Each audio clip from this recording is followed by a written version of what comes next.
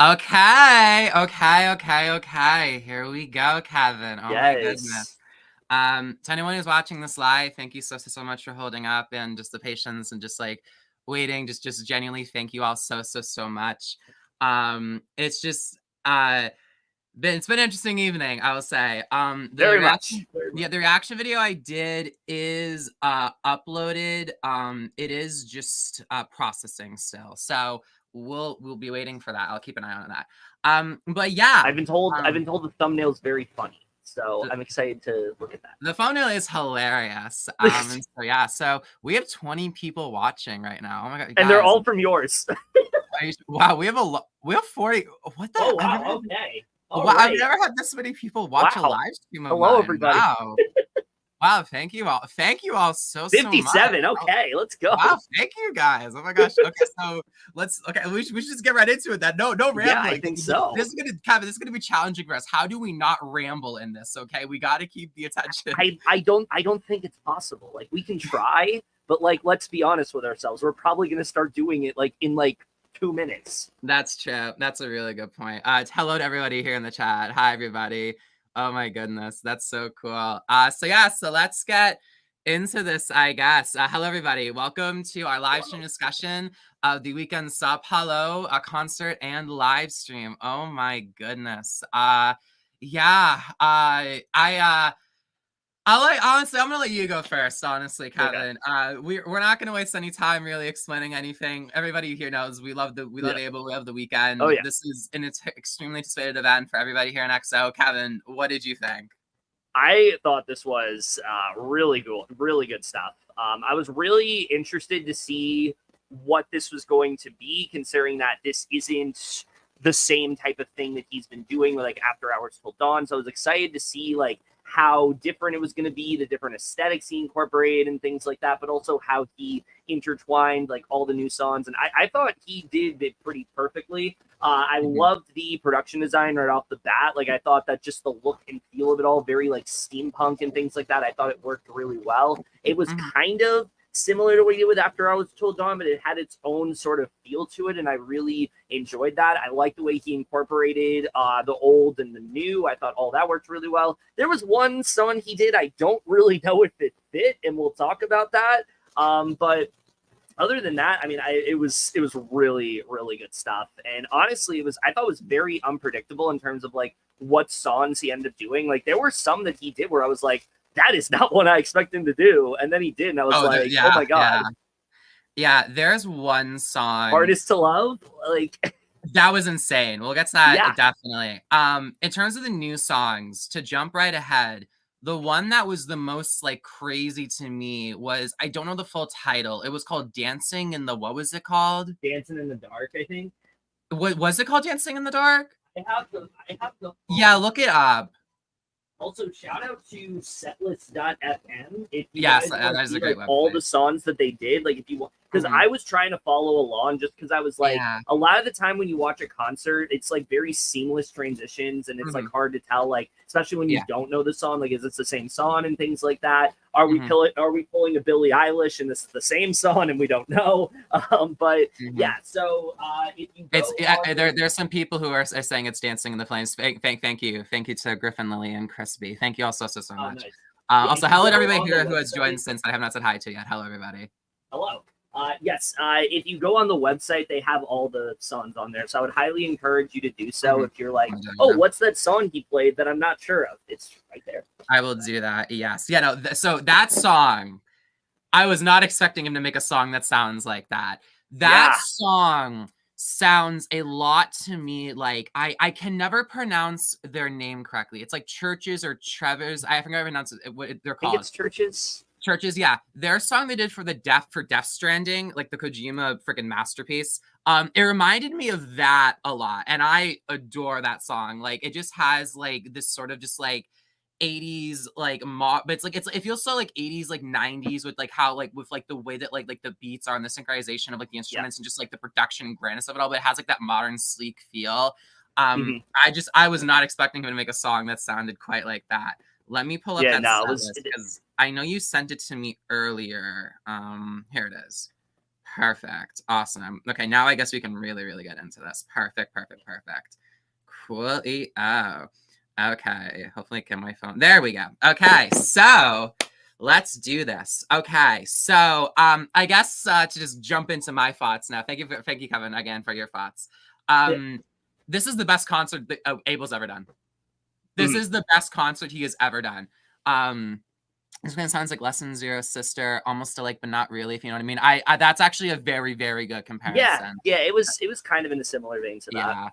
Yeah, that's a really, really good comparison. This was about yes. Also, I want to say to you, I do not know what your name is specifically. Thank you for all the comments on my videos recently. They've been really, really sweet, and I genuinely, really, really appreciate it. So thank you. I want to say that because I haven't. Like nice comments. You like nice. Yes. And so yeah, best concert 24. I easily. You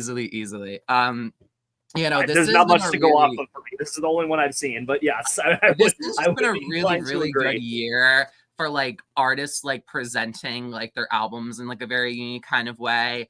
Billie Eilish had some really cool listening parts to Me Hard and Soft, and now we have this. I mean, this is I got to see that in the theater. Like that's still insane to me. This is by far the most like ambitious way of rolling out an album like I've seen in like a really, really long time. Like especially to have so many songs from that album like in the concert when we haven't even heard them yet. Like that's such a risky thing to do, but he pulled it off. Yeah, no, absolutely. It's just crazy. Yeah, so let me oh my god, did I? Okay, I'm looking at the set list now. Everybody here, let me know because I clearly missed this apparently. Did he actually do Until I Bleed Out as an interlude between the Playboy Cardi stuff? Yes, it says on the I didn't pick that up. Are you serious? When he did the Travis Scott song, he sung a few lines of Until I Bleed Out at the beginning and end. Are you serious? Oh my god! If you don't know, here, I'll have to go back and check that out. That's actually really funny that I missed that because people don't know that's my favorite Weeknd song and song of all time. So dang, I must have missed that. I was so like things were happening so quickly, so I guess I missed that. That's such a bummer. It's okay. I'll go back and check it out. But I was kind of the same way where it's like I think I kind of like overlooked it too. I also was just like that was the song where I was like I don't know if this fits. Like that felt a little jarring to me when all of a sudden the theme performance. Yeah, that was weird. Yeah, I guess I'll get this part of the way before we can really get into like the positives and stuff like that. The Fiend performance. Listen. I really, really, really like that song a lot. I like Utopia, the album, quite a bit. I do like Travis Scott like quite a bit. I've been a fan of his since 2016 or so. Rodeo is one of the best albums of the last 10 years, in my opinion. And so I like that song, but like that was interesting.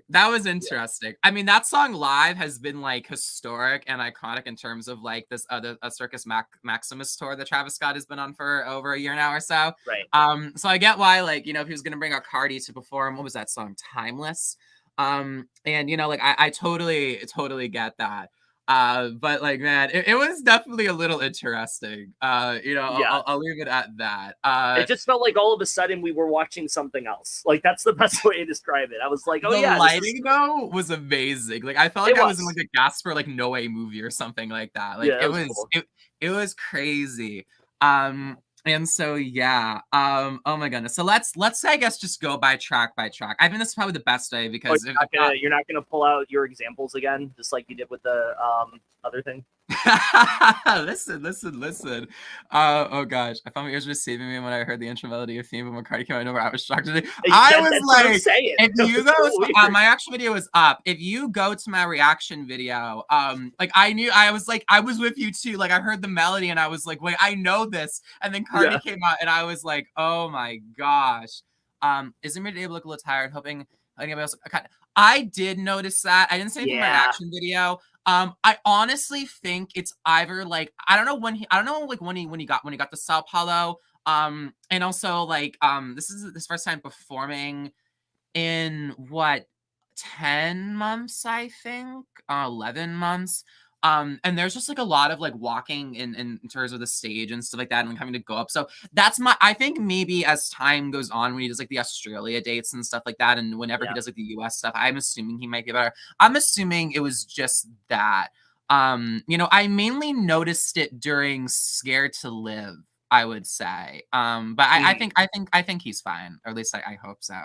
Especially towards the end, I thought he had a lot of really good energy. So I think like maybe he started off a little bit like tired, but I think as it went on, he was like, "Oh, I'm feeling this." Yeah, absolutely. So yeah, it's just it's definitely always just something because of what happened. You know, I don't want to be like this because what happened at SoFi. I'm always gonna be like, I hope he's like okay, like, you know, before, if anybody, but like, you know, like Oh yeah. Yeah, I still feel so bad. Okay, the Cardi song felt out of place, and yeah, That's what I'm saying. I totally agree It with didn't you. fit at It all. was interesting. I try not to use that word too much because I feel like it like it's like, okay, what do you exactly mean by that? But I'll just say it was interesting because I like the song a lot and the lighting was great, but like it was so like it was like subverting my expectations to like the most insane degree. And I thank think you, I thank you would here for have the set list over preferred here in the it. chat. Thank you so much.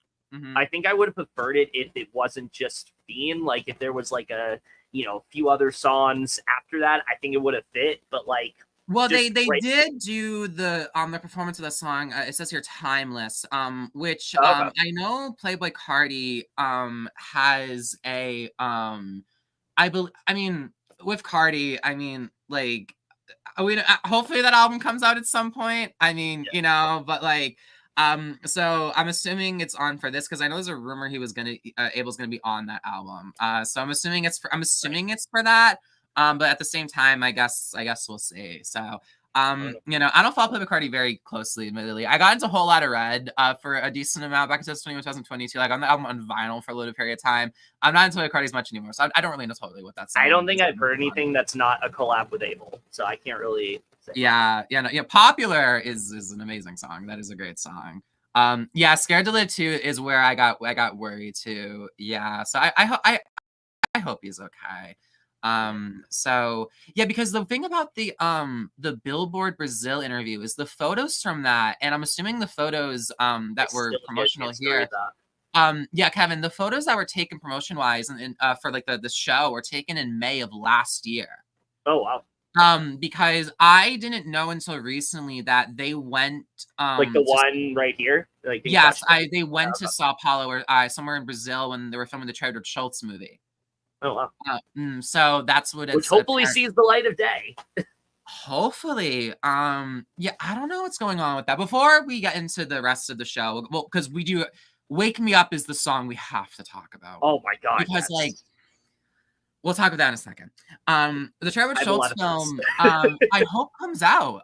Because like I don't know. I mean, there was a report in I forget the trade that published it, but in that Euphoria season 3 big like thing about the drama that's been happening, like they randomly just mentioned the fact that like it doesn't have a distributor right now, and like I don't, and no one wants to pick it. I don't really know. I think the Idol definitely hurt that a bit, where it's like coming off of the Idol, it's like, do we really want to sign on another Abel project? So I mean, I don't know. I mean, I think Trader Schultz is a much more his directing style I think fits Abel's acting style a lot better. Oh, for sure. And Abel was more, from what we know about the Idol with the rewrites and like the reshoots, like Abel was more involved with the script for this film than he was with the Idol eventually. So we'll see. This was way more like personal. Yeah, so we'll see. I hope it comes out because it comes at night. I love that film. In ways I do need to rewatch, but I did like it when I saw it. But that's a film that like that's a film that like is I definitely gotta rewatch because that film like it's a lot on one viewing. It's hard to judge the whole thing just on one viewing. It's a lot to take in, but that film especially is like the reason I really want to see it because I think Trevor is like a fantastic director. Absolutely. You know, we'll jump to the collab with Anita. Thank you for asking. Yes, I was gonna bring that up actually. What do you think, dude? The second that beat dropped, I was like, "What is this?" And then when Anita popped, I was like, "Dude, this is amazing." Kevin, the choreography during that was freaking insane, dude. Oh my god, dude.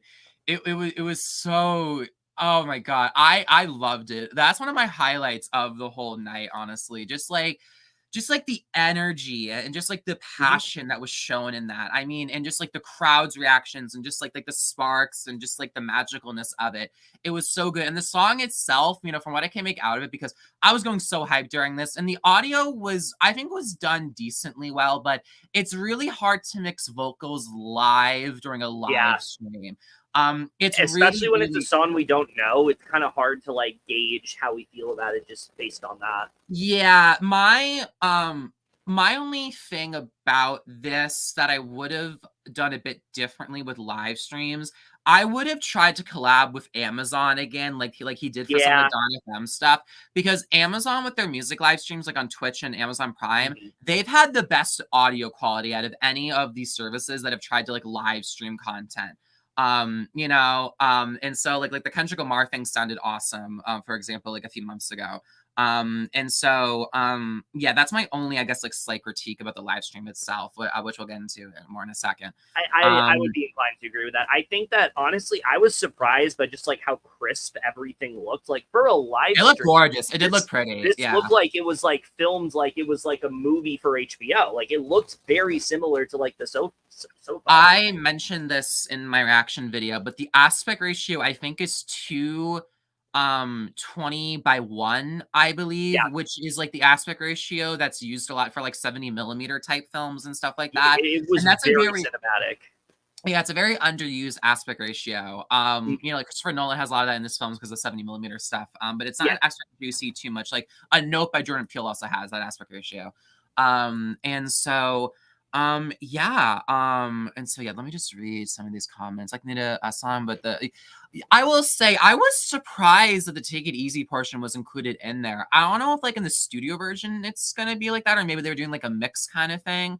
And so yeah, I'm not sure. Cause that Take It Easy a song from the live stream trailer, I thought sounded so cool. yeah. And so I want to hear like how that evolves. I mean, if it's in there, I mean, I guess we'll see how it sounds and stuff like I that. think So he it's also didn't want to do like all of the songs like the full length of it. I think he wanted to do like kind of like a preview, and I think that was kind of like why he decided to do that. yeah, I was actually really pleasantly. So I just want to quickly say, Shadow Waves so underrated. Yeah, no, Waves Oh is yeah, like I, oh I yeah, saw Waves in theaters actually, and that was just such an oh such an yeah. experience. I saw it in theaters too, not really knowing much of anything, and my God, that Mhm. film is an assault on the senses in the Yeah, best way. if this was an IMAX, Kevin, Oh my God. like talking about seeing it like in a cinema, that would have been just so Yeah, good. Just the background screen at the beginning was so, yeah. We'll get into Wake Me Up in a second, I he could have promise. done like a Uh-huh. Fathom event or something. I could have seen him doing that because I've seen a lot Yeah. more artists try to kind of do stuff like that recently, where it's like one day only, go to the theater, here's a concert. But I guess this one was like kind of harder to plan. So Yeah, yeah, I definitely I'd say so. Yeah. It's just crazy, just like the production value that was put yeah, into this show. It's just wild. How is actually gonna be on this album? I was actually gonna mention this in my video I did about the album cover. I am actually not sure anymore because this is maybe a little bit of a wild theory that I have. If this is a little silly, then somebody, I mean, people, please let me know. it's If very silly. I you don't know what it is, but it's very silly. a lot of things I say are silly. If you look at if you go back and like reference, because I believe I remember the prices correctly. If you go back and look at the pre-order prices for the vinyl versions of After Hours and Dawn FM, they were like $7 to $10, I believe, or so, more expensive than the one for Hurry Up Tomorrow. Uh-huh. And the reason I note that is because um Abel's 2 LPs usually have costed around like $40 to $50. Not counting the anniversary editions that have come out for some things, like specifically like the 10th anniversary for Trilogy of those $100 versions and stuff like that. And so it's cheaper. It's only 33. So I'm wondering if it's only gonna be like a 1 LP, like if this album's gonna be shorter, which I'm fine with. The album I want it to be as long as Abel and his creative team and Republic and EXO, I feel like it needs to be. But I'm gonna say for now, it might be like, because After Hours and Dawn FM both have what, 14 songs, right? Yeah, I not yeah, I counting the bonus tracks. no, I think No, Dawn FM I think has more songs actually. I was literally just listening to it, so let me check real quick. Yeah, All right, Dawn FM has 16, and 16. Okay, then that's it. After Hours, disregarding 14. the bonus tracks, has 14. Yeah, so I think this one. I'm just basing it based on how like vinyl pricing works because I am really into vinyl and stuff like that, and just the inflation of it. I wouldn't be surprised if it's just a one LP, so it might be shorter, which would be fine. So I'm gonna say like maybe like 10 songs or something like that. We will You think see. he'll do like a deluxe edition eventually, like he kind of did for like After Hours? Um, we'll see. I honestly, unfortunately, deluxes are being used right now to like like bring up chart sales and stuff like that. Yeah. I'm really Looks at Taylor Swift. I'm honestly, a lot of artists have been doing it recently. Admittedly, like the Sabrina Carpenter Travis Scott thing was like really interesting, especially. And so I don't know. So a lot of artists tend to just do that nowadays, but we'll see. Yes, more I think 16. That would be awesome. That would be super I sick. could I see mean, it. admittedly, I I feel like like it's his last album. I feel like it's gonna be long. I think it's gonna be a long one.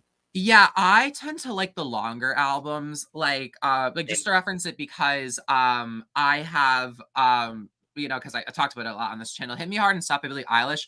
That's a really rare album that is as short as it is that I think is like as perfect as it is. And so I would prefer like a longer album usually. But again, like I guess we'll wait and see. I don't know. I mean, I remember when After Hours on Prepared on Vinyl, it looked like a 1 LP, but ended up of course being a 2 LP. So and so yeah. That is true. The Brat Deluxe was awesome. Shout out to Brat. Which Kevin, did you ever finish that album? No, I still have to finish it. I'm so bad Oh at my like listening to goodness. albums that aren't The Weeknd and Billie Eilish these days. It's It- it's like The Weeknd, Billie Eilish, and then just Broadway cast recordings, and that's it. Dude, Sympathy is a Knife is like, oh my I gosh. did listen to what was that one song I sent you that was like really fucking good. Um, I don't know. It might have been There's that one. It might have been that. Yeah, it was Sympathy as a Knife. That one was yeah, so that song's incredible. I That's might say really good. something stupid. I've heard the first like 5 songs. It's Yeah, good Might Say stuff. Something Stupid has that is done by Gustavo Stein, that song. Yeah, And so I'm a big fan of his. And so yeah. Let me shout out to see. Gasoline. I just want to make sure I'm getting all the comments. Look at this called Afterlife. Yeah, I'm interested in the Afterlife thing. Just because I remember there was gonna be a song called Afterlife. So maybe one of these songs to perform is called Afterlife. I'm not really sure, honestly. Is Take Me Back to LA on this album? I'm pretty sure it is. Yeah, that we Yeah. have to talk. We'll get into the track. The track. Okay. The set list very soon because we've been going on a ramble for a long time. I'm so sorry. Let's see. Like we said, it's not like we said we weren't going to. So like yeah. Let me just get through some of these and then we'll get into the set list. He said like yeah. some chapters are sure, but not this one tweet. I think remembering. Yeah. So I guess we will say that that's a really good point That's why I actually. think it's gonna be a long one. Yeah. I saw So a comment that also said like they think it might be a double album, which yes, I'm actually about to bring that up. And so the next one come out next year, Purple Baby Abel Crazy Fairy. Listen. Listen, I know this is like Abel's playing the long game. I'm here for it. listen. No, here's my thing. That would be amazing. But the one thing, if Abel ever made a full-on purple aesthetic album, like it's going down. It's going down. Please, Listen, all I please. will say to that is Violet was already really feeling this album, and then I get a message from her that's like, "Oh my god, Purple Lights!" And I'm like, they really were pulling out all the stops to specifically cater to you, nobody else, just you. Like, what can we do to make Violet lose her absolute fuck shit? It's that. Please, that would be awesome. Yeah. I like the fact this album isn't purple though, because I feel like this one is I think just like what the album is covering, we're not quite there yet in that kind of like heaven kind of setting and stuff like that, No. but there's little hints of it. And so yeah, to be fair, this might have interludes and narrative bits. That's actually a good point. That's a really good point, I hope actually. so. I really liked the way they did it in Dawn FM. Yeah, that's true. That's true. Austin Harris sneak this. Yeah, I know. People be sneak this in Taylor Swift like crazy. Oh my goodness. About the tweet. I'm sure Wait, there's which stuff doesn't song? focus that I'm pretty sure it's Symbolism knife. I'm sure there's stuff he hasn't told Yeah. us yet about this. Maybe things aren't even what they seem. So that's true. That's a really, really good point.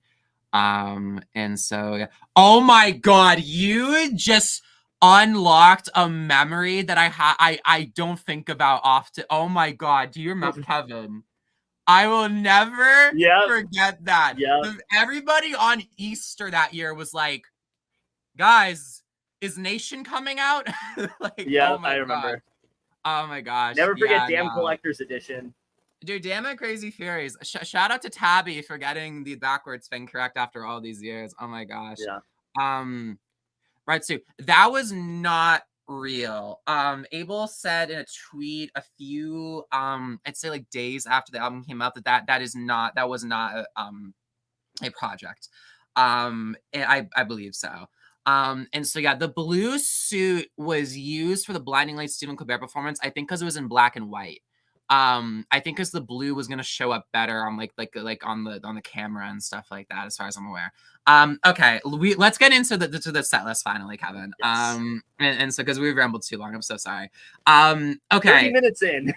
I'm so sorry, everybody. Thank you all so Listen, much. there's a lot of setup. You know, we got to get to it. Yeah, so yes, I remember that with the Spotify, dude. That was so, oh my gosh. Man, bring me back to the damn era, man. That the week that album came out was one of the best weeks of my life. I was in Washington DC at the time, and like it was just like I was just seeing so much like pretty just like just nature and like statues and stuff like that, and like I was listening to Damn. It was awesome. Bring me back. Yeah. Oh my goodness. Shout out to the Smithsonian, you know. And so yeah, let's get into this set list. Listen, the very opening with that track. yeah, so the opening song, The Crowd, I thought was really, really good. Like I thought it was really good, actually. I really, really liked like sort of like, you know, opening up the show with like addressing sort of like the crowd and like you know, speaking to the crowd and stuff like that. And of course, you know, like kind of like referencing, you know, of course, like maybe like some, you know, some trauma stuff involved with like, you know, what happened at like, you know, SoFi and stuff like that. And I thought it was just like really, really good. I can't get fully into it lyrically just because like, you know, I've only listened to them everything like once and stuff like that. I will say I will watch my reaction video back just because I actually did not like proof check if all the edits are good too much because I had to make sure I got everything uploaded in time. But besides that, I probably won't go back and rewatch it too much. I want to leave everything as like fresh possible for the reaction still. But I was like lyrically from that one, if that's like the intro to the album, I think that would be like a brilliant intro. And for a stage performance, it's absolutely brilliant too. Do you have any thoughts on that beginning before we get into Wake Me Up finally? Honestly, I don't have a ton to say about the crowd because I have a lot to. I was honestly just like excited to see. I think it was more like he was starting out, and I didn't really take as much away from that one. But I feel like that's one that like when the album comes out, like I'll have a lot more to say about. But yeah, I agree with what you said. I have a lot to say about that. Yeah, quickly. That's actually true. I forgot the lighting was blue, actually. Yeah, that's actually no, I totally get that. No, it's actually a really, really good point. I actually, do remember hearing like people saying After Hours is going to have another album. I mean, technically it did. It just took almost 2 years, I guess. So. That's funny. Listen, I will let you talk about Wake Me Up first because I have to grab tissues quickly. Okay, all I will say about this one is, you know, he released that Unprepared Certainty video, and when I tell you I listened to it and immediately was like, the first like minute and a half or so, I just like, listen, the song after was really good, but like I could not stop listening just to that part. The build up of everything, the like the harmonization of sorts, it was so good, and I was really excited to see, you know, what is this song? What does this connect to? What's, you know, are we gonna finally get to hear it? And we finally heard it here, and it very much lived up to the hype for me. I really loved Wake Me Up a lot. Like I said, I think the like sort of interlude of sorts before it, you know, the way it starts off, that to me is like the highlight of that song. But everything afterwards, I really enjoyed a lot. And to me right now, like that is the song of the album. I'm sure there'll be another one that like gets me hyped, but that's the one. Like Violet Can Tell You, especially when I saw that video, I'm like, I need this fucking song immediately, and I was just really happy to finally get it. Dude, listen. Like, I I have been it like listen, I am like if I just don't know. I don't even know where to begin with that song, just because like it's the build up for the song has been unlike a lot of other Weeknd songs because it leaked Yeah. so long ago.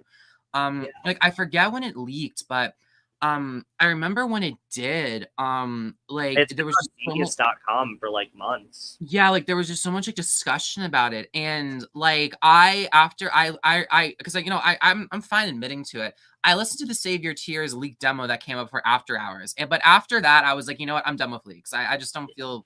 I personally just am not into to leaks personally. And so like this one has just it's been leaked for such a long time, and it's such like a pivotal like part of this like this story for this album and the film from what I'm hearing if that comes out. And so just like the second I started hearing that, I was like, oh my God, finally. Because we had the intro and I was like, okay, because like some people informed me in the comments and I did read on Twitter after, like it was like apparently a part of like the intro to wake me up and stuff like that. And I was like, okay, cool. Guys, the second I heard those drums, I was like, what are we about to do? Yeah. Y'all, dude, it sounded like Wanderlust and Take My Breath had like a baby. That's what it sounded like to me. Like it reminded me like that's like the best comparison I can think of. In terms of like comparing it to like the Weeknd's previous sounds. Like it really feels like it feels like something you would like hear in like Saturday Night Fever or something like that, like a little bit. It's not totally like like disco-y like that, of course, but it just is like Maybe John Travolta will appear on the album. He'll do what Jim Carrey did. It just like it just was like I was not expecting it to sound like that at all. Like because I was expecting something really, really like crazy synthy and stuff like that. I wasn't expecting like that. It was amazing. And like so I'm just so glad that I finally got to hear it. It sounded awesome, and it's a great song. It's a great song. And so again, I'll go back to my reactions to see make sure the edits were okay and stuff like that. But besides that, I will wait for the studio version to really fully get into it lyrically and stuff like that. But like, dude, like it was just such like an awesome moment. Also, the lighting and the choreography and just like those like wake me up, like oh my God, dude, like it was incredible. Like it was really, really cool. Like it really, really did sound to me like a beautiful mix of like the sort of like 70s 80s aesthetics Abel's tried to go for his entire career, but incorporating it with sort of like the sounds that like he was really, really getting into like really, really currently. And so also like that intro going into that, it actually it works pretty well, I would say. It does. And so so let me just respond to some the intro is my favorite part of the song. Like I like the rest of it, but like the intro, that's where it's at for me. Intro's crazy. Let me just address some comments quickly. I just feel like the drones are symbolizing the solar spirit of spending honest back from that. No, I could totally see that. I could totally see that. Yeah. I could totally see that. Yeah, no, the drones were very, very interesting. I thought it was cool the way he also incorporated like the like spirits or whatever that he did in the After Hours tour. Like the dancers and stuff like that. Yes, I was shocked. I wasn't. I mean, it makes sense, of course, but I wasn't anticipating them to be in this. And their choreography is pretty. It's like similar in some ways, but like there's some parts where it's like very like different, and I really like that. I think he's like trying to connect the other eras.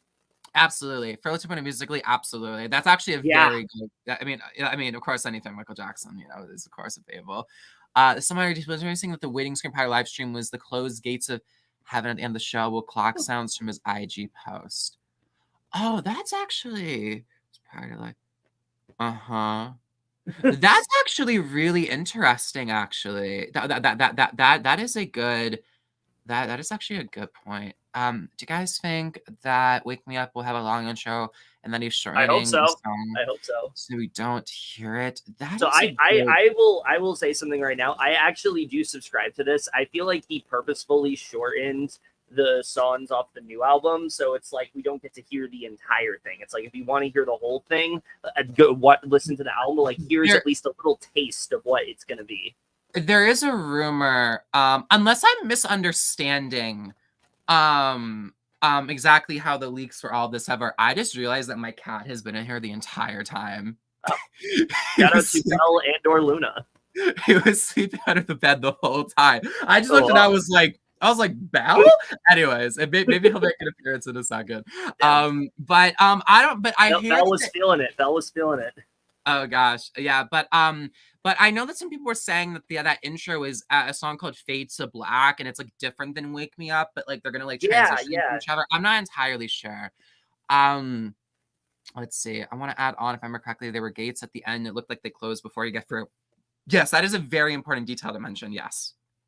And so yes, I am trying to see. Dancing is amazing. That song's awesome. That song is awesome. I wasn't expecting the song to sound like that. Good stuff. And so yeah, when you lock in your period, it says alive unless oh my gosh, dude. So when I pre-ordered it earlier, like I was like, okay, is there like a release date for this? And it says that, but also then says it will ship around like October 31st of next year. Which is interesting. So I've had a bit of a theory that some people have had. The album's gonna come on Halloween or November 1st. Because it's right after the Australia dates wrap up and stuff like that. And we know the album's gonna officially come out after that. And so yeah. No, I am personally hoping it's November 1st because November 1st is my mom's birthday. And so that would be pretty cool to celebrate my mom's birthday with an Able album and stuff like that. And so honestly, I think there's probably some truth to that because that is the Friday of that week. So yeah, absolutely. That would make the most sense. I guess we'll say. First time the next symbolize the women he has gone through, not women, but like his demons. I don't know. No, though I think that totally makes sense. That totally makes sense. Yeah, I feel like it's like that is like definitely like a very key part of his music and that regret and like longing and just like sorrow that he's experiencing. Yeah. I mean, especially like After Hours really gets into that, of course. Oh yeah. And so I could totally get what that absolutely, and I agree in a lot of ways. And so yeah, taking back to LA. I went so crazy when I heard that. Oh my god. Also, if I'm missing anybody's comments, I didn't respond to anybody's comments. I'm so sorry. I'll try to go back and see if I missed any. Does have me vibes? Absolutely. No, that's the one thing I want to say too about the show. I meant to say this. They did a really good job doing like a lot of like similar like performance and stuff like that were like in After Hours Till Dawn tour, but I don't like a bit of like a menacing kind of feel or like more like bass lines and more like some arpeggios to things and stuff like that. I think especially the songs he chose, it really did feel like that it fit that vibe. Absolutely. And so yeah, let me see. My opinion, I don't think Travis Scott song was so out of place. Oh gosh, in my opinion, I don't think he's actually in a paradise. I believe it's a false paradise, almost like he's still in hell. I saw somewhere in a description mentioning a false paradise. That actually, I could totally see that. Because I think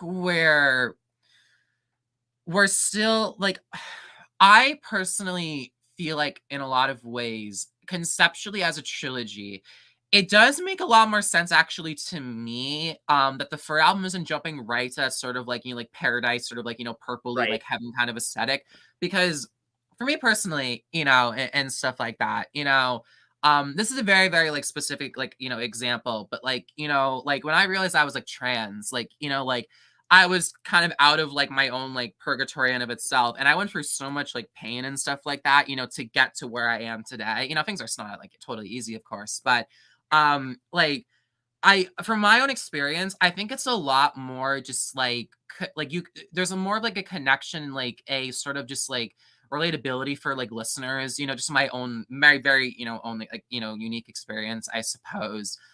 You get a purgatory, but like there's like there's a lot of pain and sadness that still comes out of that, because there is like sort of like a trauma or like a pain involved about getting out of that purgatory in a way, if that makes sense. And so yeah, let's see.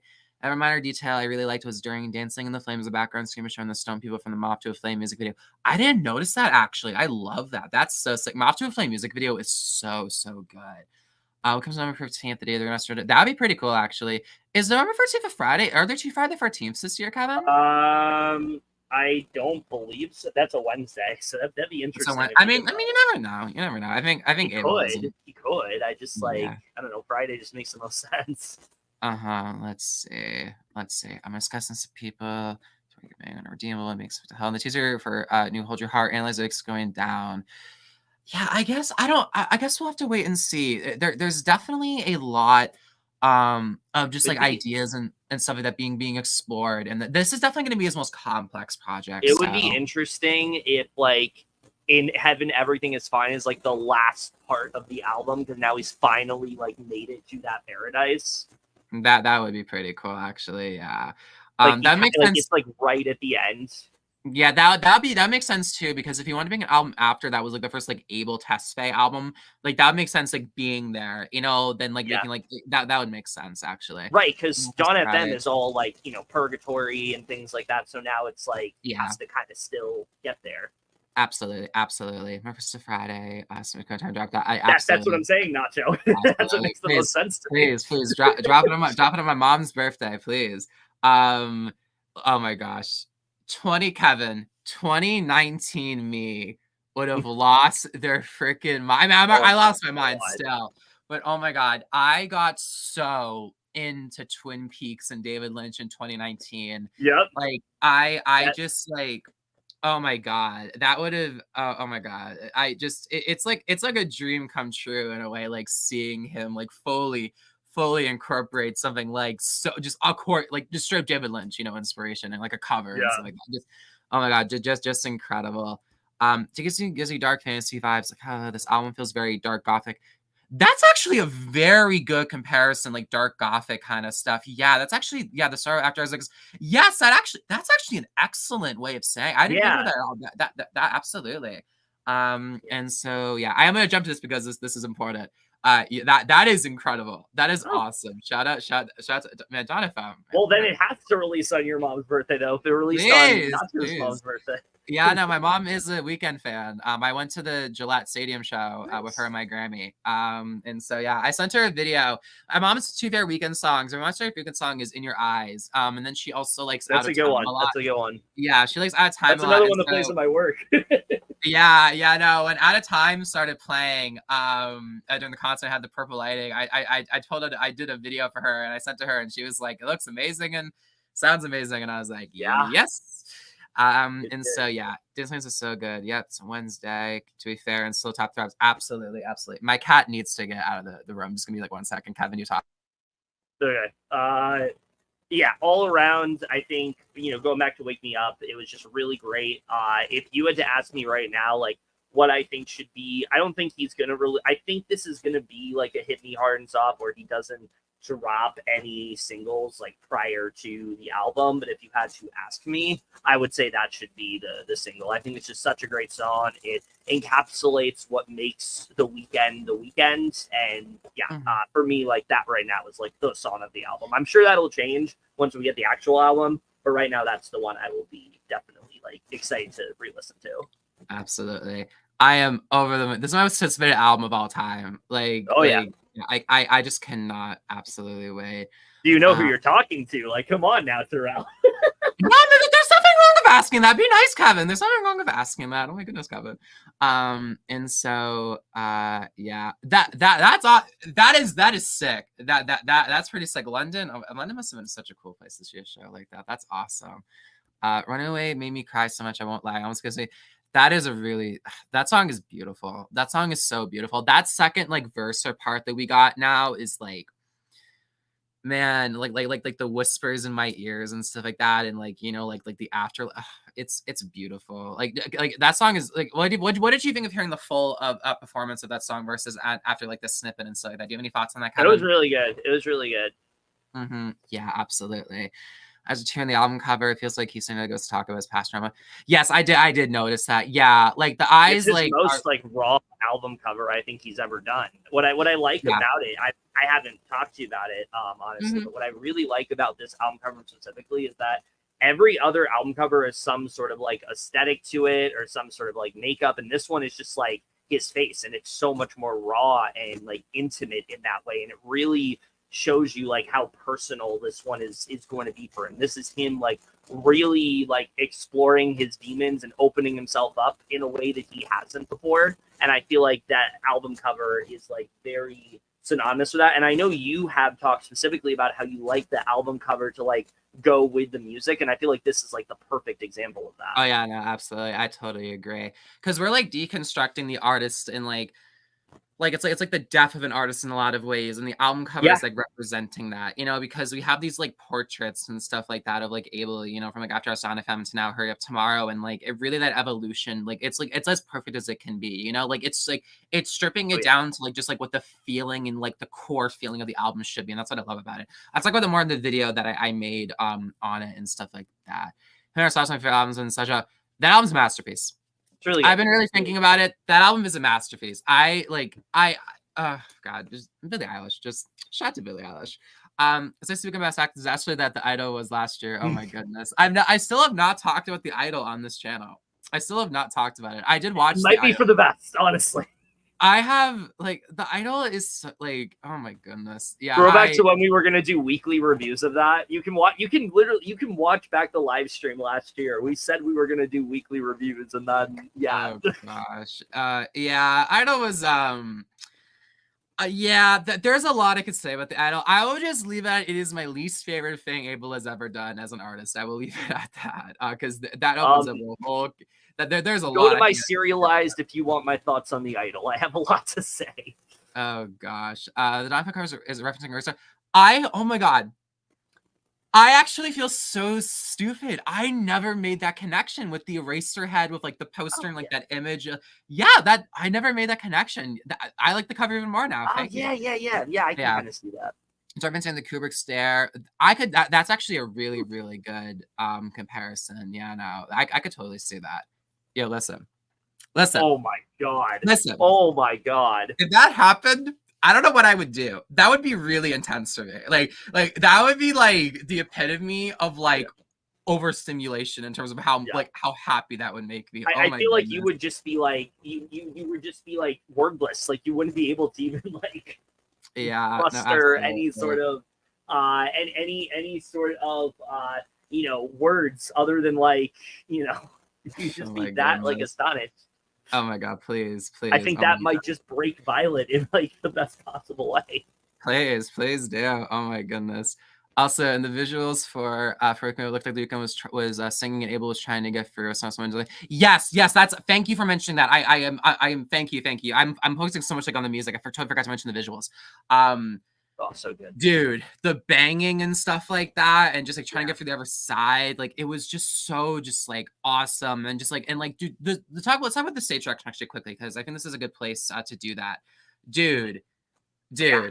Oh my god. The stage design. I really have always liked Abel's stage designs. I mean, you can go back to like, really starting like the Kissland tour. I think that was called the Fall tour. Or no. It was I think so, yeah. I think I remember hearing that. I think it was just called like the Fall tour. It was called, I forgot what that tour was called. But that definitely had some pretty interesting visuals, in that show, and like really began to sort of like cinematic and like the grandness of it. The Madness tour also had some really good stage design. From the videos I've seen, the Starboy tour was pretty cool with like that sort of like,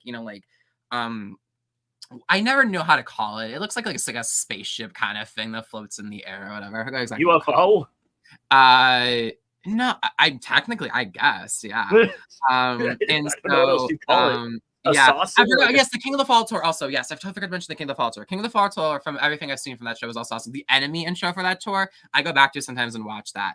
And so yeah. And then After Hours Till Dawn tour, there also was the Japan tour that had some cool stuff. The After Hours Till Dawn tour, to focus on that, the evolution of that in this show is so interesting, because there clearly is more like practical stuff also in this version of his live performances, which is really interesting. Because like the full like city is like fully built this time, it seems like.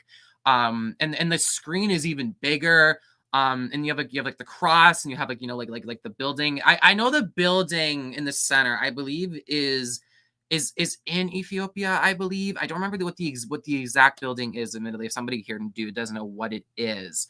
But that I thought was just like, I loved how like he was like on top of it at the beginning, and like the lights were coming in, Yeah. and it was so bright, like the gates opening up, and just like the emerging of it, and like the dancers were on that. I also love when like Anita was on top of that and stuff like that. And I just loved it. Like it felt even more grand. It was only a live stream, and I went to After Our Song Tour 2 times. But like I honestly, it looks even more just like huge and grand, and like I just love like the practicalness of it all. Yeah. And also I also liked how like the lighting. Sorry, what was that? I also wanted to mention they did like 2 different live streams of like 2 different perspectives. And what I thought was cool about the second one, at least from what I gathered, I know you're talking. I didn't move my mic for a second. My cat needs my cat was coming. I know you didn't really, I don't know if you like looked at the second live stream, but what I thought was interesting is that the first one did a lot of like typical, like sometimes they're showing Abel, and then sometimes we're zooming into like the dancers and then the crowd. The second one was purely just like his face, like the entire time. It never shifted away from his perspective, and I thought that was really cool the way he did that. It's like little things like that. I feel like most concerts, like most artists, they just do a concert. They sing a couple songs, they interact with the audience, they talk about some stuff that inspired the song. But Abel thinks so much more bigger picture than that, and I think this concert alone is like a perfect example of why that is. No, absolutely. Like just the theatricality, the details of it all. I mean, we could literally sit on here and like just for like an hour just analyze all the different like details within the stage. We're not going to do that, obviously, but like that is the level of intricacy and thought he's putting into it. Yeah, no, absolutely. Before I get to some final thoughts on the stage for a bit, because after we'll talk about Taking Back to LA. So yeah, let me just get something. I haven't watched The Idol. Honestly, that's probably for the best. You're good. You're good. You're good. Yeah, you're honestly good. Yeah, no. Let's talk about. Listen. That is a fair thing to say. We are rambling like crazy right now. Thank you everyone who's still watching. I was saying some actual concerts after the finale. That was cool. The finale, like the final 10 minutes, are by far the best part about that show. Like easily, like just because not the like final line, but yeah. Okay, yes, but like the acting was like overall. Oh, his acting was like demonstrably better than the rest of the show. Yeah. Yes, I'm gonna be honest. Yes, and so yeah, dude, I still don't. I still can't believe it. Because Cannes is like, I mean, this is not saying at time because I film festival, so I suppose, but like that's like the film festival, like the Palme d'Or and so like like that's the film festival, so. Yeah, gosh, it's crazy. Idol season 2 is happening. Could you imagine, Kevin? Oh my god. Yeah, instead of Hurry Up Tomorrow, it said Idol season 2. We're uncanceling it, after all these years, even though it's been only a year. I don't know what I'm saying. The like Trey Edward Schultz movie was actually the Idol season 2 all along. Yeah, no. The lighting, I tried to get it to be most reminiscent of like the lighting of like the Sao Paulo show and stuff like that, with like the orangey sort of like rusty color. I hope I did an okay job. And so yeah, not saying the same level, but as a huge fan, I'm surprised that crossover not having much fanfare. I agree with you. I am a big Tyler the Creator fan too. Call Me If You Get Lost tour is the best concert I've ever been to. Easily best concert I've been to. Like I love the times I saw Abel. I've seen like Bob Dylan live. Kendrick Lamar the Big Steppers tour is also very much up there. But like Come If You Get Lost tour was amazing, and I love a lot of his albums. Too. And you can't go wrong with Tyler. You really can't. Yeah, no, and I agree with you. Like it kind of just like came and went. I think it's also one of the only few songs on the album that One Trick Point Never I don't think is on. I don't think One Trick Point Never is on that song. And so yeah. Let's see. Ghost Tour. Yeah. Also, yeah, I don't really hear many people talk about Here We Go Again. Yeah. Also, when it pans to, sorry, I'm just trying to make sure that I get all the pans to his eyes and makeup visuals. It literally just looks like he has woken up. I did not notice that actually. Let me see. So if that would make sense. Thank you very, very much.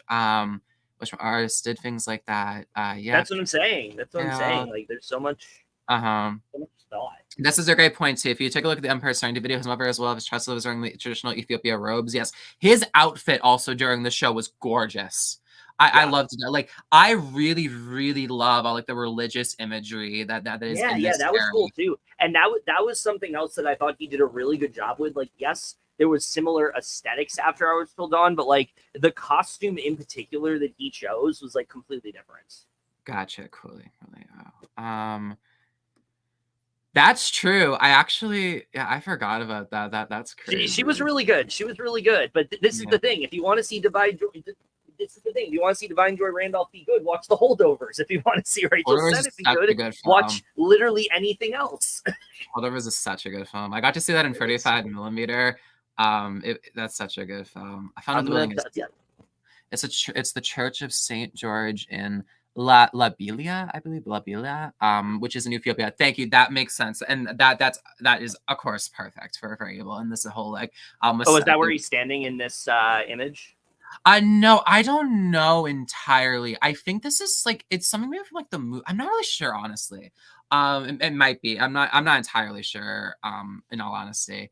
And so yeah, to me, it's something very similar, and the Earth would argue both have a new trilogy. That's true. That is true. You know, I wonder when Tyler Creator is going to release a new album. You know, just because Common People Lost like Estate Sale was really good last year, and I just wonder what is like Common People Lost is my favorite Tyler Creator album. That's so good. And so I am interested in hearing how this next era from sounds. Let's see. Sorry, music video where Abel kills off all the old self. That would be very cool. That music video and that song are fantastic. And so yeah, man, we need a Tyler Creator, please. Oh my god, I love Tyler Creator so much. And so yeah, so that'd be awesome. And then Abel surprise us with a Tyler the Creator collab on Hurry Up Tomorrow. So sorry. I'm so sorry, Kevin. I just want to comment quickly. What were you saying? Oh, I made a joke and said, and then imagine we get a Tyler the Creator collab on Hurry Up Tomorrow. That would be interesting. That would be interesting. Yeah. So yeah, I mean the song with Anita, I am assuming that's on the album. The Playboy Cardi thing, I think is from Playboy Cardi's album, if I remember correctly. Definitely. And so yeah, so I mean we'll see if there's any features. Yeah, so Paolo was the Anita song. Yeah. So we'll see. And so yeah, so I am so glad that you mentioned this to me because that album is fantastic. 423 was very good, but that album I thought was even better. Like the fact that Mike Dean basically made those albums in like a week or two is insane to me, and I love projects like that. And his synth work on that was awesome. And thank you for mentioning that. That is a great project. His features on 423 are probably my favorite features he's ever done, honestly. I've really thought about it. I want to make a video at some point to actually talking about my favorite features that Abel has done in the past in stuff like that. And that honestly might be my number one. There's a lot of ones I can think of though. Like there's like Nocturnal, that's up there. Moth to a Flame is also up there. In Vain is up there. There's a lot of really good ones that I can think of. Do you have a favorite Weeknd feature, Kevin? I mean, obviously, I love the one those are Ariana Grande. I think those are really good. There's one that like I'm blanking on that I think is like really good that I just can't. Oh, Elastic Heart's a great one. That one's good, yeah.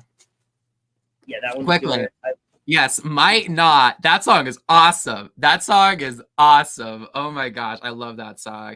You know, I was just listening to Better Believe the other day with Circus Maximus is fantastic. Oh my god, dude, that is such a good dude. His stuff with Travis Scott is always awesome in my opinion. Yeah, so I think we need that. Let's see. Those users where also stage building looks different from the one in the original teasers where he's sitting on the tall building, which is interesting. This one is identical to the actual church. Interesting. That's actually a very good point that I hadn't even.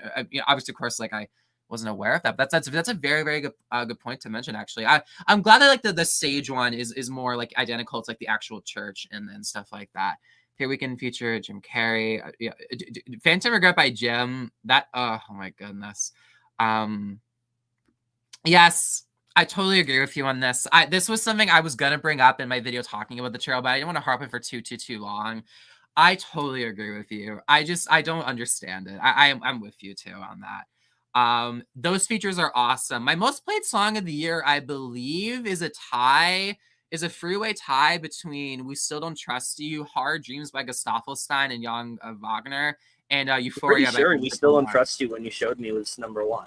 Let me check. It's either "Hard Dreams" or we literally just shared it the other day. So no, that was like 2 weeks ago. Let me check because I'm listening to Staffelstein a lot recently.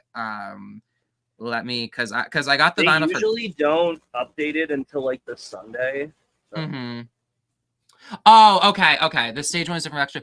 Oh, okay. So okay, I reverse it then. That's I mean, I guess it does make sense as stage design. It can't be like as quite tall just because like the view might be a little odd, I guess, in a way. But that would have I guess. I mean, it would have been interesting at least to try it out, I guess. Yeah. But thank you for clarifying that. That makes sense. Love that song. Hurricane is awesome. I'm not too into Yay. I'm not really into Yay anymore, but that is still a great song. Nomads.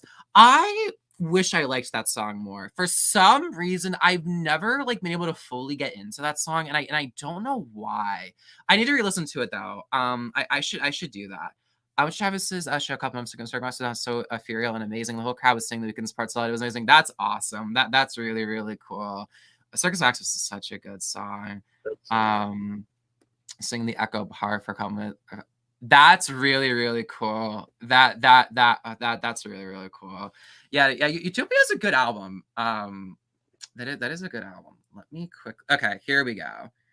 Let's see. Okay, let's go to my Apple Music replay. We're gonna find stuff together, Kevin. Okay, here's my here's my list. This is extremely random. We Still Don't Trust You is my most listened to song of the year. Then it's Hard Dreams by Gustafsson and Jan Wagner. Then it's Euphoria by Kendrick Lamar. Then Young Metro, Remember Weekend feature. Then Always Move Up, Weekend Again. Then Not Like Us. Then Like That. Then Type Shit. The Sympathy is a Knife. Those are my most played songs of the year. We're not gonna go into mine. Mine is embarrassing. all your Broadway stuff. All the show too. That's cool. Let's see. Interesting. Heal from our stars. Yeah, no, that's actually a really good point, and I admire that a lot. Honestly, I mean, I became spiritual in 2018 after I watched Terrence Malick's The Tree of Life. That movie, for some reason, in terms of spirituality, really impacted me. That movie's incredible. That might be my favorite Palme d'Or winner. To reference Cannes one more time, but I'd have to go back and look because Parasite's really good. I was gonna say I thought Parasite. Yeah, I'm not sure. I mean, I know your favorite is. It's definitely not all that jazz. No, definitely not. Yeah, definitely not. And so, but I have recently been kind of getting back into sort of feeling spiritual, and I really admire how he's incorporated so much in this era and stuff like that. And I think he's doing it in a really authentic and cool way. And it very much feels like his own aesthetic, also honoring where he came from and stuff like that. And so yeah. Yes, I agree with you. I do agree with you. It reminds me of that song from Death Stranding. It feels like credits music. That is for the game. Yeah, it really does. How about Alone Again? Yes, he finally did the second half of Alone Again live, which was awesome. Yeah. And so because that's how he opened up the After Hours tour. Yeah, so Alone Again doesn't get enough attention, but it was a song. It does deserve so much really love. It is such a great song. It's so good. It's such a good opener too. It perfectly. Yeah, sets the tone for I the was album. saying in my action, I'm glad that he finally did the second half, and it's not just gonna be the Vivo presents performance only for that song. And so yeah. I'm trying to. I saw a comment. It's funny. Down Low and All Day Love were still up on YouTube. I don't know if I've ever heard All Day Love. I've heard Down Low. I know that, but I don't know if What were those supposed to be on? I think they're just unreleased demos as far as I'm aware. And so yeah, enjoy the rest of your night too. Thank you so much for watching. I really appreciate it. Thank you. And so We're all rambling. Yeah, thank you, genuinely. Yeah, no, we'll get to take Back to LA very soon. I'm sorry this is so over the place. I'm so sorry, buddy. And so Are you really shocked from us though?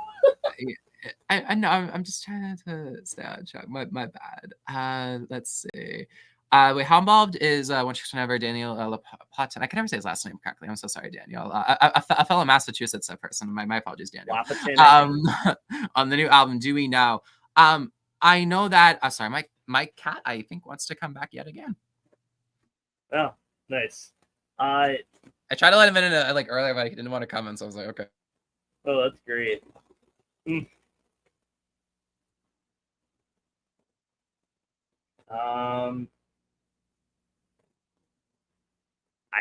I would not know the answer to this question, but Daniel Lopatin is a fantastic composer, and any involvement he has is good. The Uncle Gem score. I do not know where my cat is right now. I don't know, but I hear my mom getting up, so I think my mom will take care of it.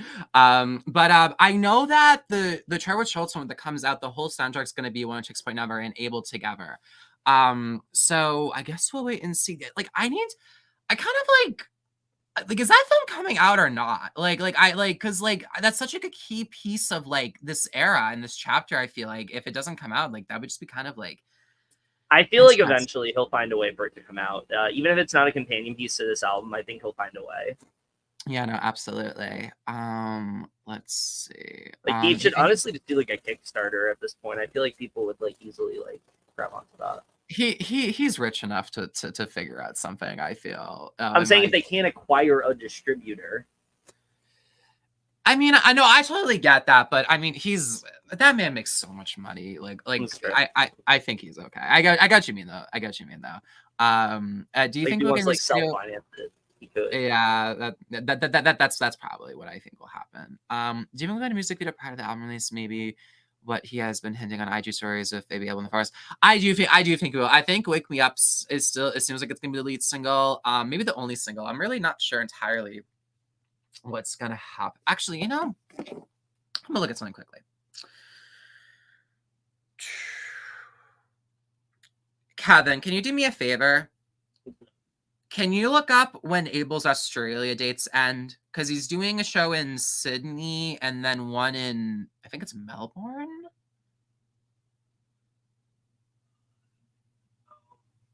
He has one of the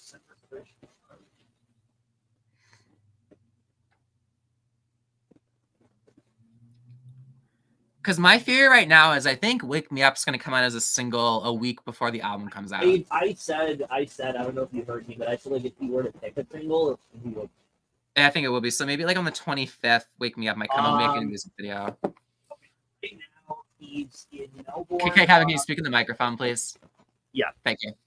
He's in Melbourne on October 5th, and then he has a second show on October 6th, and then Stadium on October 22nd and 23rd. And then, so the 25th would make sense then if you want to release a single. Then that would make sense. Yeah.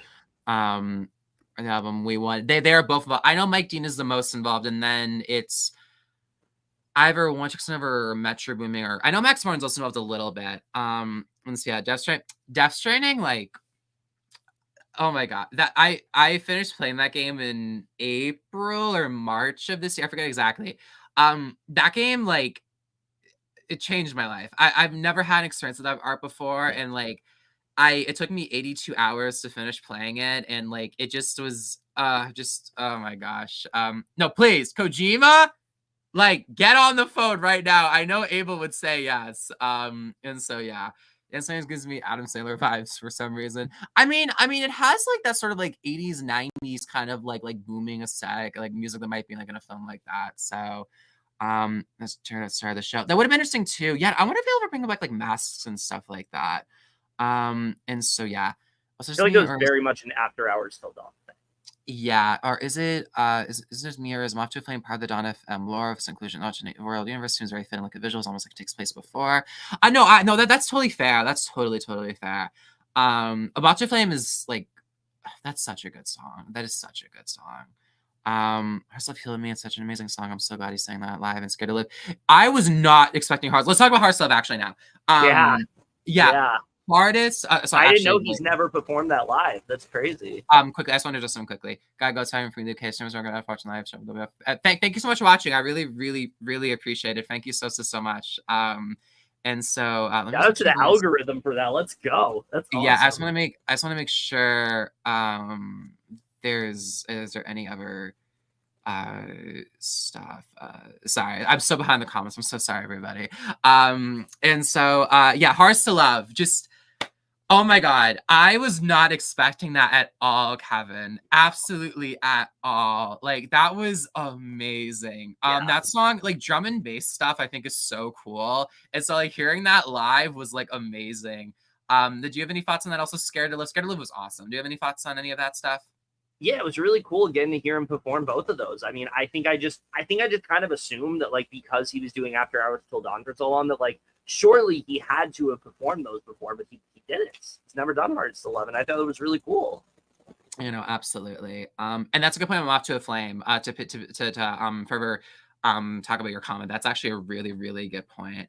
And so yeah, thank God for these comments. I'm so sorry that I'm so overwhelmed by them right now. It's in a good way, promise me.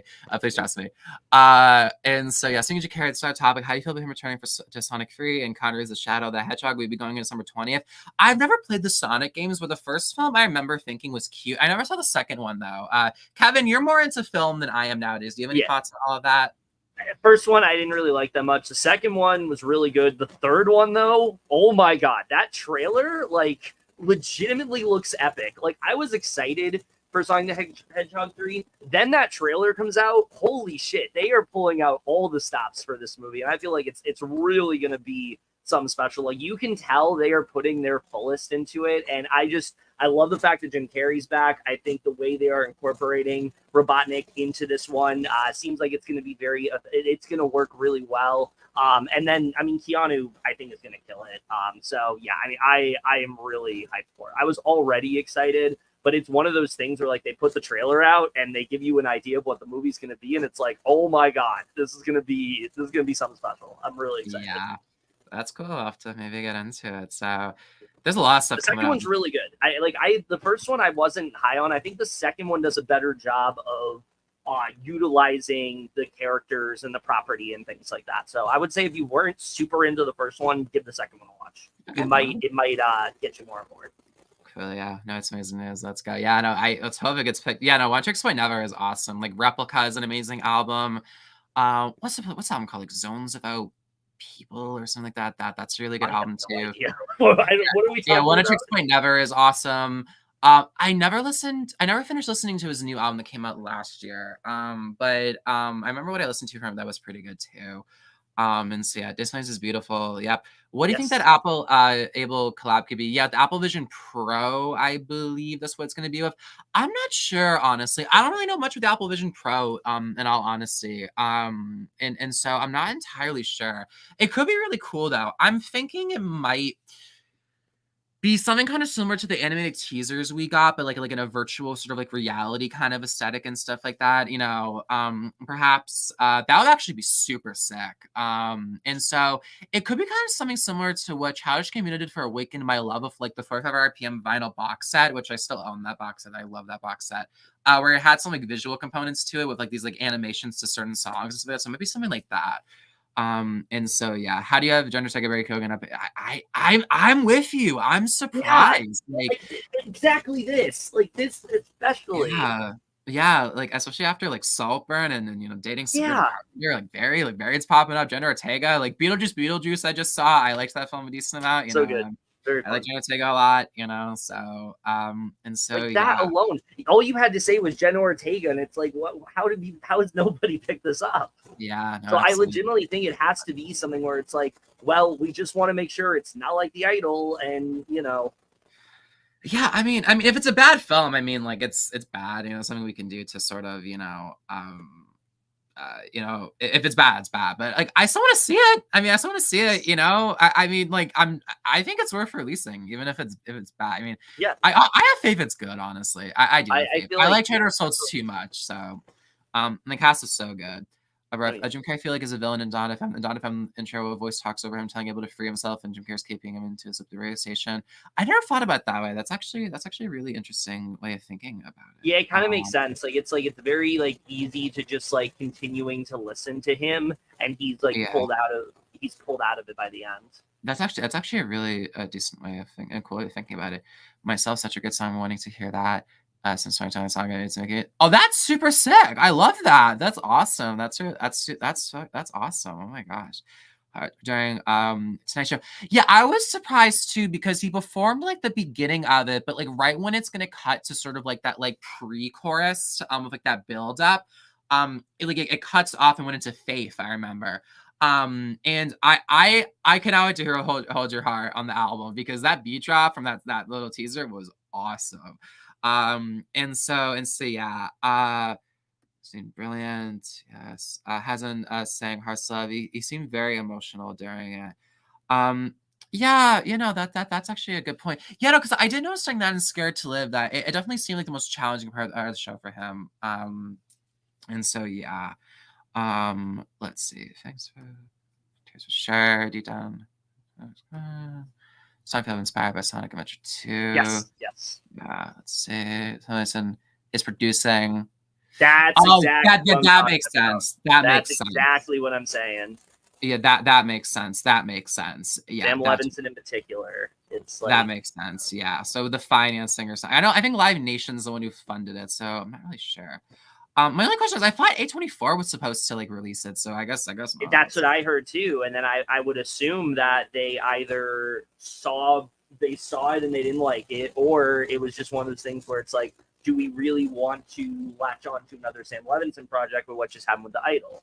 So yeah, that's true. That's totally true. I think if he didn't have Sam Levinson, I think it honestly probably would have come out by now. So yeah, I'm not sure.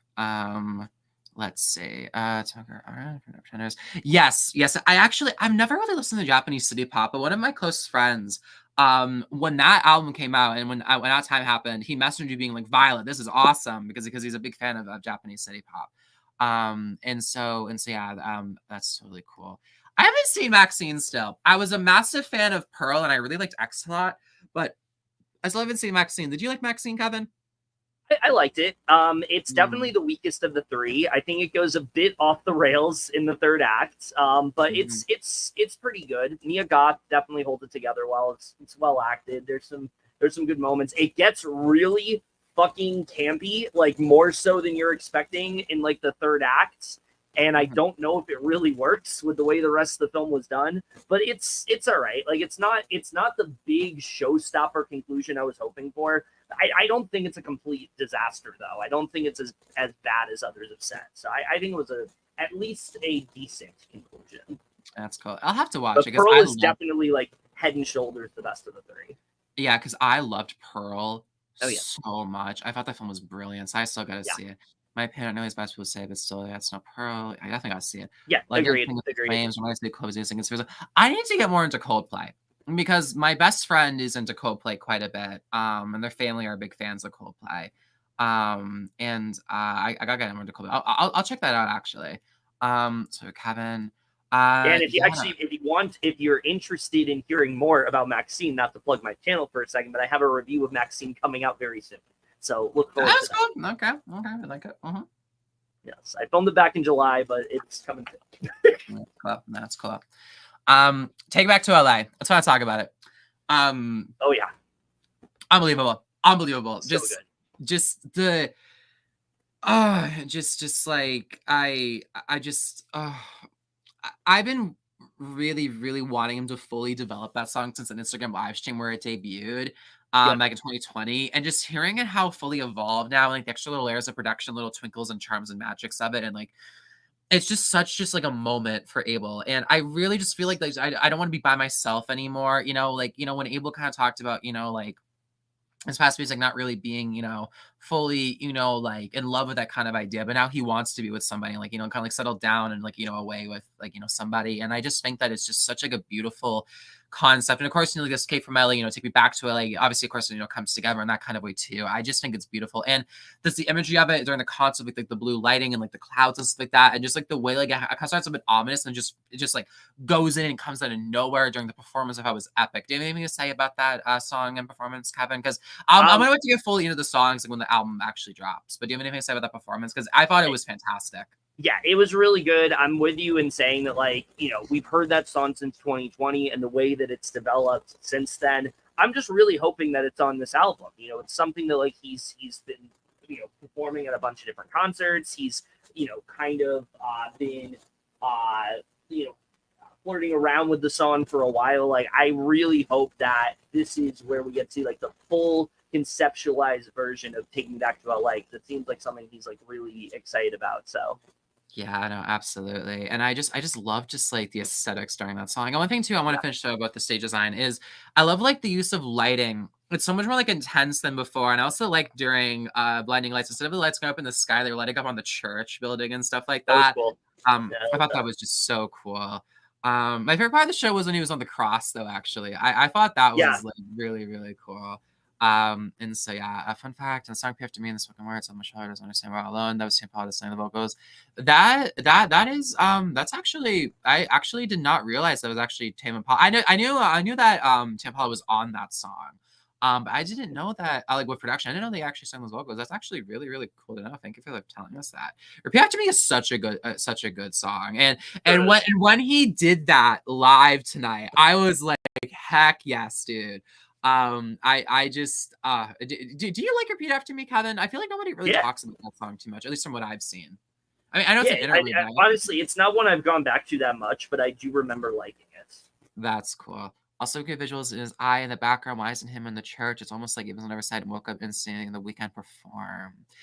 That is actually a really good question. I'm not entirely sure. I maybe something that I'm not really sure. There is like so much. I feel like visually, that I feel like the whole album, we can fully like kind of understand it more than the only way I can think about it now is like it begins talking about like the first song was like that crowd song where he's talking about like like saying like the talking to the crowd, like speaking to the crowd and like sort of like like processing like trauma involved with like like performing and stuff like that. And maybe he's like his way of like processing is like going back to like to the church and like waking up and like a sort of like spiritual kind of like awakening rebirth kind of way and stuff like that. That's something I can think of in terms of like a generalization. Do you have any thoughts on that, Kevin?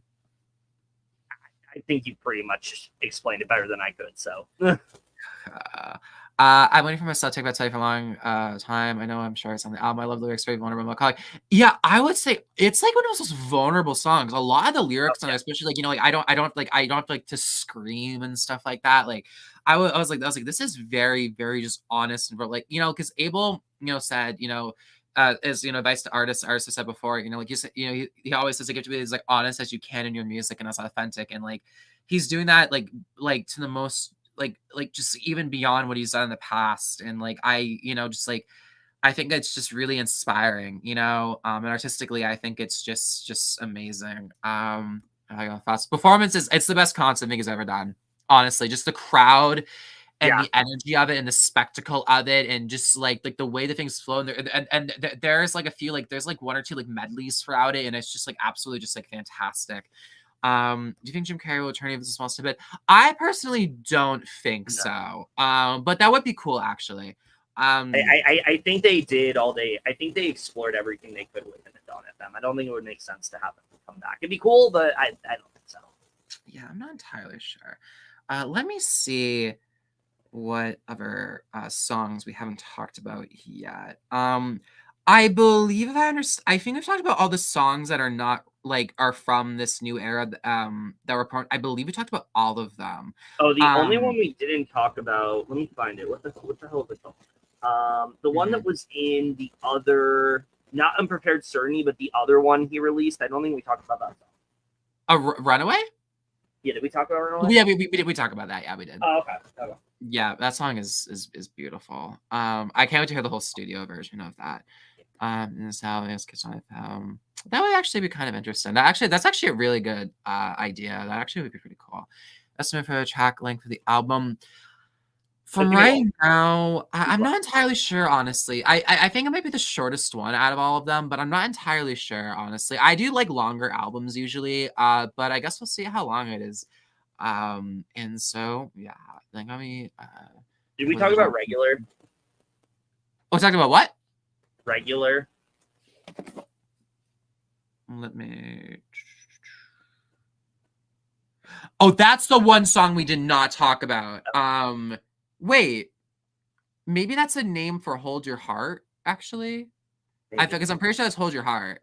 Because I'm pretty sure he did that, right? And then it cut off before the pre-chorus and went to Faith, right?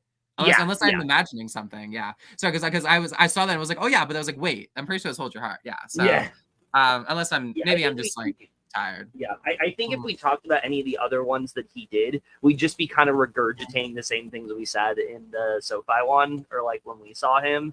But it was really cool to hear like Less Than Zero again, Blinding Lights. I mean, I said this to Violet. I think anytime he does a concert now, that's going to be the song he ends with, and I feel like that's like the perfect way to.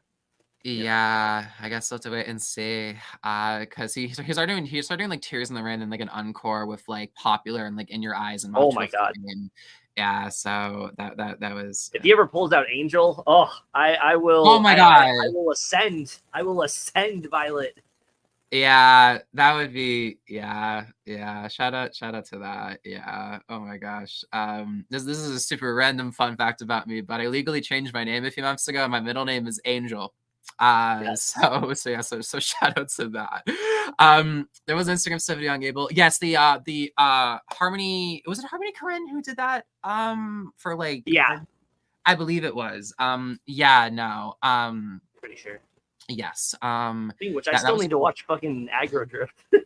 I need to watch that too. No, I need to see the new film he has with the burial score. That's what I need to hear. Oh yeah. Oh my gosh. Yeah. I saw the new pressing for Untrue was coming out for like the anniversary on like a clear vinyl. I saw that on Bandcamp. I was like, that looks really, really cool. New narrator, so maybe it'll be his mother. That would be beautiful. That would be really cool. All the album's themes. We're sucked in a loophole. Is Dawn FM until how we're old? How do we work the cycle? Was never explained. I think it's more so just like coming like to the light and coming out of it, you know, when like how you yourself like it's really up to like the listener, you know, in terms of like how they're coming and with Abel though, in terms of conceptually, I mean, I think it's a bit different now because of what, you know, happened at SoFi Stadium and like clearly how like much that changed him and like, you know, like a lot of like how he feels about life and stuff like that. And so I think it's just about just like having like a key like a key moment that you're like, oh, okay, like we're in like the new beginning, you know? So I've always seen it, Dawn FM, as like it's like you're repressing your feelings and the end is like releasing it. Yeah, no, I just need to grab a tissue quickly. I have this is very random. I got COVID for the third time recently. I've been negative for like a week now, but I'm still having a runny nose. That's fun. Crazy. That's fun. Yeah. Do you have anything to say, Kevin, while I take care of this? I probably should be going shortly. Because I have to wake up in about. That's a really good point. I didn't realize you're still on here. 4.5 hours. Oh my gosh. Is there anything else you want to say about the show then? Yeah, all around, like I said, I think this was a lot of fun. I really like the way it was put together. I think the way that he was able to incorporate the new songs, but maybe not give us the full version, be more of like a little snippet, a little preview of what we're going to see moving forward. I think he did a great job with that. The way he incorporated the old stuff was good. I still don't really understand why we need to hear the Travis Scott song, but other than that, I really... Because really that song is like legendary live, I guess. So yeah. Sure, but it just didn't fit. Other than that, I'm with you.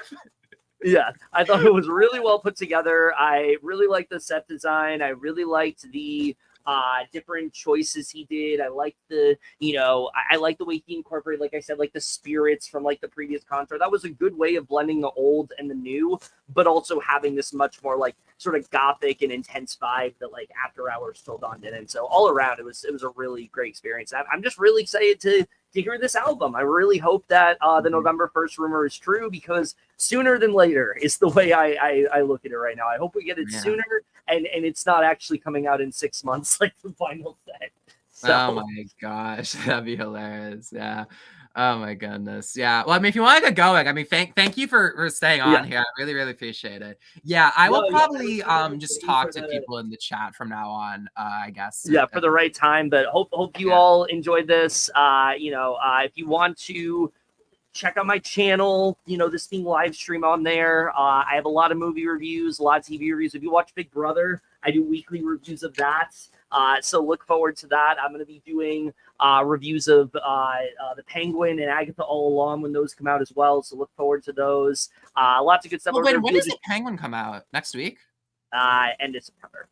Okay, yeah, I'm going to watch that, yeah. And then Agatha All Along is the same exact week. So interesting. I'll watch probably both of those. Yeah. And Beetlejuice review. We mentioned that's coming very soon. So look forward to those. And always a fun time. And thank you for having me as always. Awesome. Thank you very much. Alrighty. I'll see you later. All right, bye. Alrighty, cool. Alrighty. It's just me, everybody. So I'll just talk to you on the chat for a little bit. Because I do have a lot more things to respond to. Question for me: do you thoughts on Abel's unreleased album, The Noisy P? If you haven't listened to it, it's a 10 before the Balloons demo album. I have never heard The Noisy P. I've heard Birthday Suit, and I think the song Do It. I think that's what the song's called. I've heard those 2 songs, but I've never heard anything else from The Noisy P. I've never listened to it. There's just something about that project that I never got around to listening to it.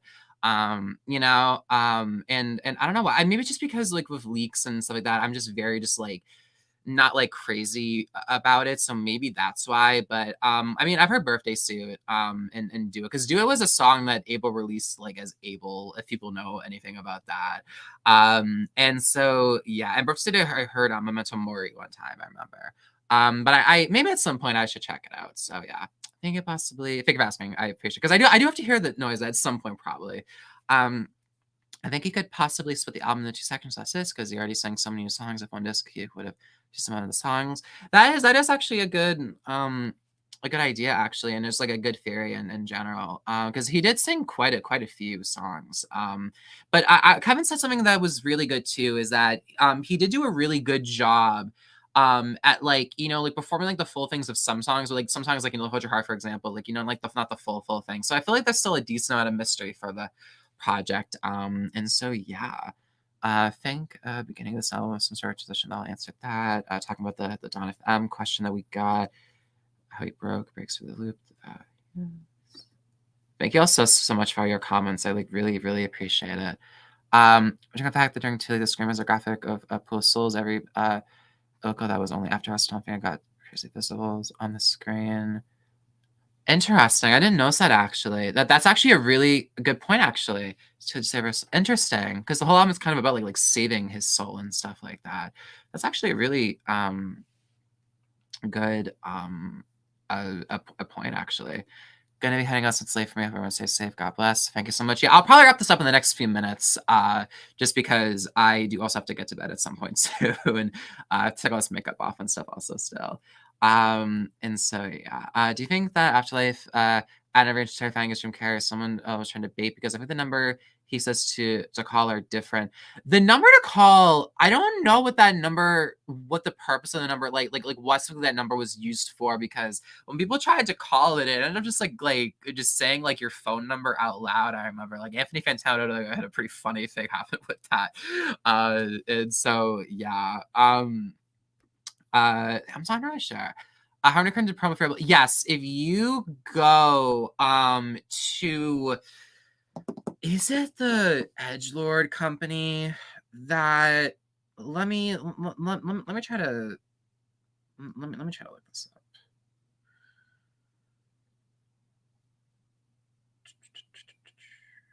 If you go to the 032C website, this came out back in June. It was like an interview they did, but it had like this like interesting use of AI, where like they used AI to have like a younger version of Abel and they talked to current Abel. It was interesting. But Harmony Korine did all like the visuals for that interview. and stuff like that. And so yeah. Anything else that's safe for me? Sorry, I responded. I'm sorry. I'm getting a little tired of myself, I guess. Good point might be a versatile album like Damn by Kendrick. That would be interesting. Yeah, Damn by Kendrick Morris. I'm a fan of Kendrick in general, but Damn is so good. Damn, I had the CD for Damn Collector's Edition. Shout out to Damn Collector's Edition. When do you think he really struck a level? I think that will probably stay as like a SoundCloud only thing. I think honestly, unfortunately, I would love that on streaming though. That would be so good. I love that version though that he did of that. I was like, I became a fan of 2020 when it first came out. Except after, After Hours 2020, just like God, that album just like made 2020 so much more like bearable. God, gosh. Let me see this. I saw a leaked sheet of the set list. There were footnotes next to the name saying to change the keynote of the song by one note. So stuff. I have picture. Oh, that's actually really interesting. Yeah, no, I will have to look into that. Sorry. In the Let's End It All song visuals, I was able looking at some sort of building. Interesting. I think you really want to see it. Yeah, it is an interesting interview. And there's a lot of really cool photos and stuff in that interview also that Harmony Korine did. So yeah, well, with the set list, that's actually really interesting. Interesting. Maybe it's for like the specific like live performances, maybe to help like transition or do like a medley kind of thing, perhaps. So yeah, that's actually pretty cool. I'll have to look into that actually. Thank you for letting me know about that. That's actually really cool. Alrighty. Just because it is getting late and this is also streaming on Kevin's channel at the same time, I'm probably gonna wrap this up in the next like few minutes. If there's any last minute things that people want to say, please feel free to go ahead and just let me know. If not, I will probably wrap this up in the next like few minutes or so. I found the leak sheet in the Weeknd's Discord if you want to try and find it. Thank you. I will. Let me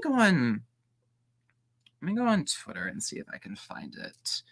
Let me see. I've barely even gone on to Twitter since this show happened. Also, quickly, the drone lights at the end. That's the only other thing I think we didn't really touch upon.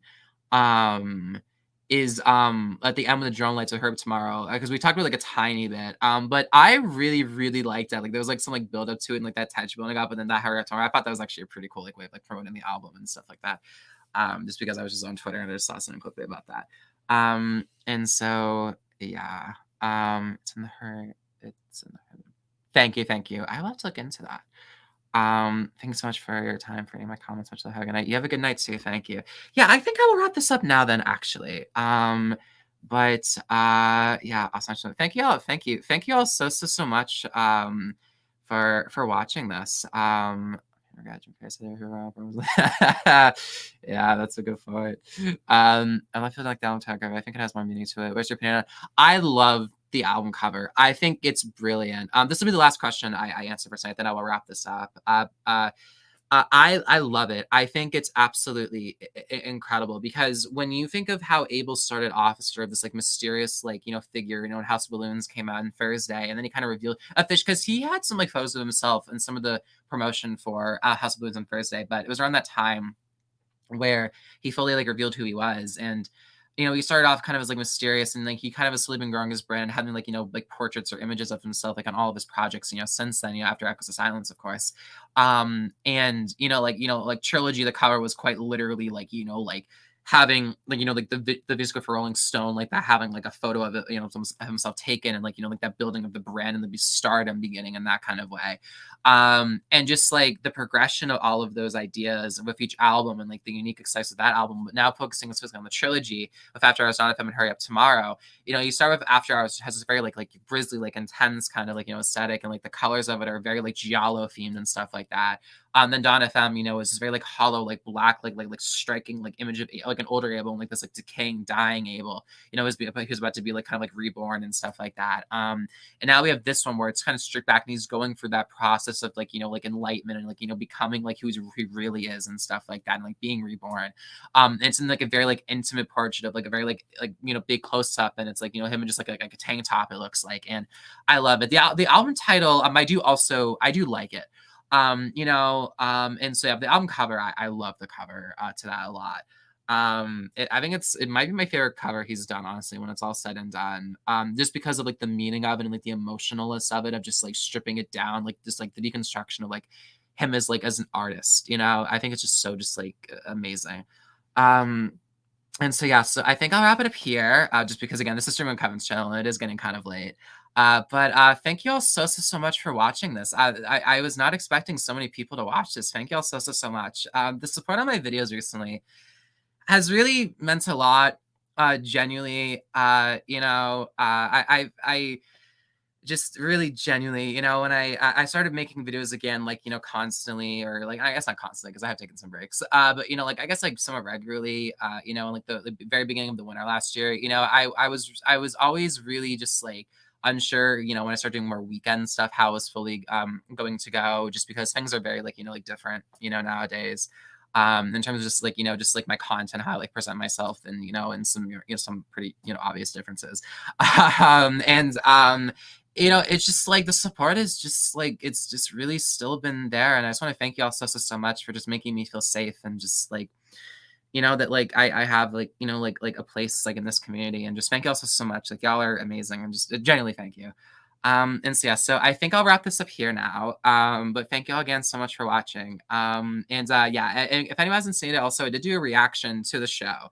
I literally have not watched back any of the footage. I literally put it all together in an iMovie because DaVinci Resolve, it was just taking way too long to edit in there. And so I put it onto iMovie and I uploaded it after doing some tweaks to the aspect ratio and the transitions and stuff like that. I'll have to go check it out now. But there's a reaction to that, to the show also, besides this live stream.